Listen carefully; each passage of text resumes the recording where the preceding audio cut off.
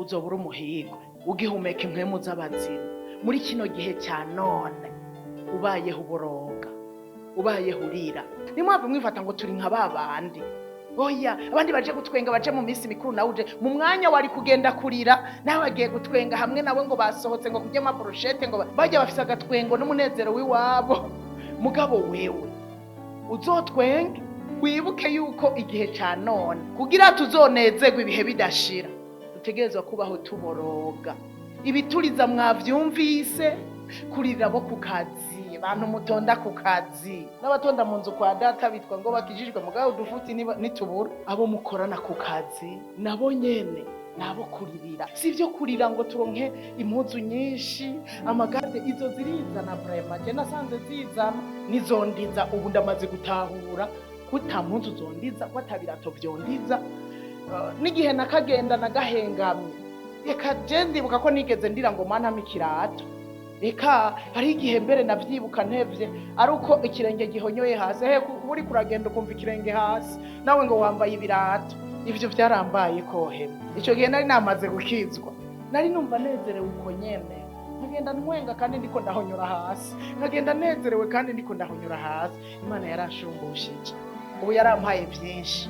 Turire, tutaririra ibi bishira, ariko turire kubw'imitima y'abantu. Niwagira intege nke, ngiki kintu gikwiye kukuriza. Niwagira icaha, ngiki kintu gikwiye kukuriza hemwe. Ariko icaha uragifise, urakigendana, vyarakunaniye gutanga ikigira 10, mugabo nibisanzwe. Umengo nibisanzwe, si bisanzwe. Nimba hari amagorwa, ibintu bizogutera amagorwa nukunegirija gutanga ikigira 10.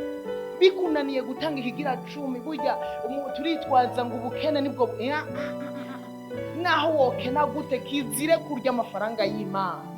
Ubaye umusuma katwa, ubaye uri kuri kwegera umuvumo, ukarya ukwezi kumwe ukikwegera umuvumo wo muri janvier, wo muri février, wo muri mars, wo muri avril, ugasanga yo man imivumo y'amezi angana ukangana.